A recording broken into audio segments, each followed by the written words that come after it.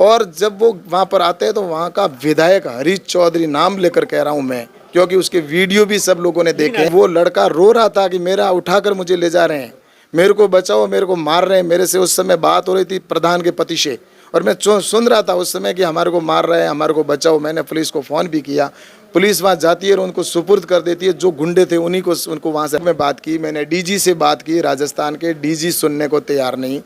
DG और राजस्थान यहाँ बाड़मेर के एसपी को कहा, एसपी तो जो स्वयं अपने आप में एक भ्रष्ट एसपी है यहाँ का, जिसको कहने से कोई मतलब ही नहीं है कि वहाँ पर जो भी जिस तरह से पूरा थानों के अंदर सिस्टम बना हुआ है,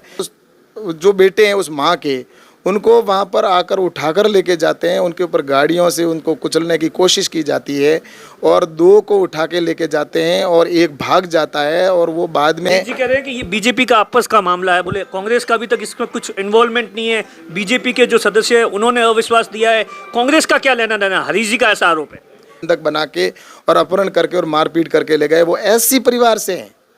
और एससी के साथ में इस तरह का अत्याचार।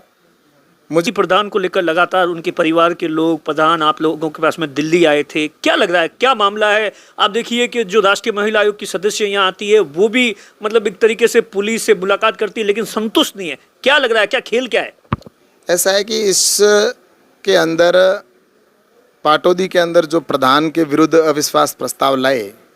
इसमें भारतीय जनता पार्टी के जो सदस्य हैं उनको कांग्रेस के विधायक सहित उनके नेता उठाकर लेके गए,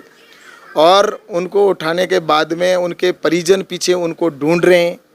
एक लड़का जिसकी पत्नी को लेके गए, वो एक दिन का कह के ले गए कि मीटिंग में ले जा रहे हैं, उसने एफआईआर लॉन्च करवाई, उसकी पत्नी को नहीं दिया, दबाव बनाया, और उसके बाद में पुलिस ने उसको धमकाया और ज़बरदस्ती उससे एफआईआर वापस लड़वाई। उसके बाद में 3 बेटे अपनी माँ को ढूंढ रहे हैं, वो पंचायत समिति के सदस्य हैं,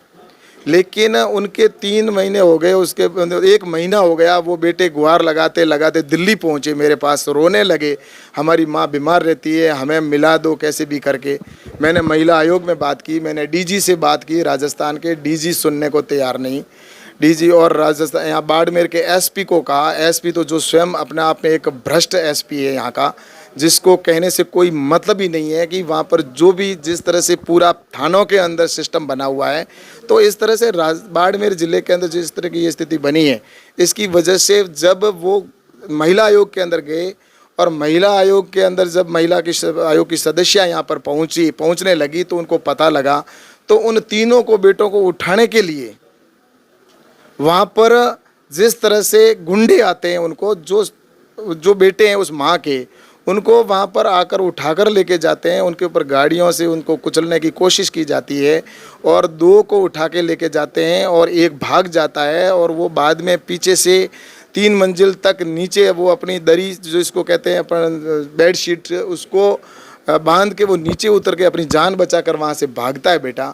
और वो महिला आयोग की सदस्य आती है, उसके सामने गुहार भी करता है, और जब वो वहाँ पर आते हैं तो वहाँ का विधायक हरीश चौधरी, नाम लेकर कह रहा हूँ मैं, क्योंकि उसके वीडियो भी सब लोगों ने देखे हैं। जी कह रहे हैं कि ये बीजेपी का आपस का मामला है। बोले कांग्रेस का अभी तक इसमें कुछ इन्वॉल्वमेंट नहीं है, बीजेपी के जो सदस्य है उन्होंने अविश्वास दिया है, कांग्रेस का क्या लेना देना, हरीश जी का ऐसा आरोप है।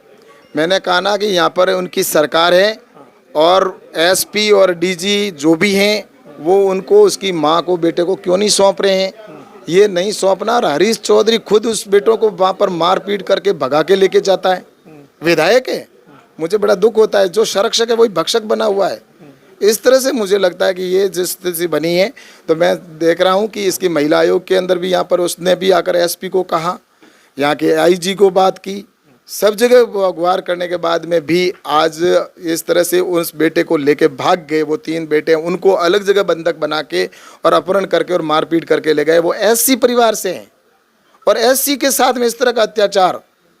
मुझे लगता है कि अब तो यहाँ पर न्याय नाम की कोई चीज़ नहीं है। यहाँ की पुलिस है वो एक तरह से सरकार की दल्ला बनी हुई है। मैं तो ये कहना चाहूँगा कि जिस तरह से भ्रष्टाचार कर रहे हैं, और विधायक और पुलिस मिलकर उनको जिस तरह से इस तरह से उठाकर लेके जाते हैं। मैंने स्वयं ने फ़ोन किया, मेरे सामने मुझे आज भी आंसू आते हैं कि वो लड़का रो रहा था कि मेरा उठाकर मुझे ले जा रहे हैं, मेरे को बचाओ, मेरे को मार रहे हैं। मेरे से उस समय बात हो रही थी प्रधान के पति से, और मैं सुन रहा था उस समय कि हमारे को मार रहे हैं, हमारे को बचाओ। मैंने पुलिस को फ़ोन भी किया, पुलिस वहाँ जाती है और उनको सुपुर्द कर देती है, जो गुंडे थे उन्हीं को उनको वहाँ से रवाना कर देती है। इस तरह का तंत्र मुझे लगता है, मैं सुनता था बंगाल के अंदर की ऐसी घटनाएं होती है, लेकिन आज तो ये राजस्थान के बाड़मेर के अंदर और राजस्थान के अंदर इस तरह से जंगल राज हो चुका है और न्याय की कोई उम्मीद इससे नहीं की जा सकती इस राजस्थान की सरकार से, मुझे लगता है। और उसको बंधक बनाया हुआ है। मेरा तो इतना ही कहना है कि उनको 1-2 दिन के अंदर अंदर उनको रिहा करे,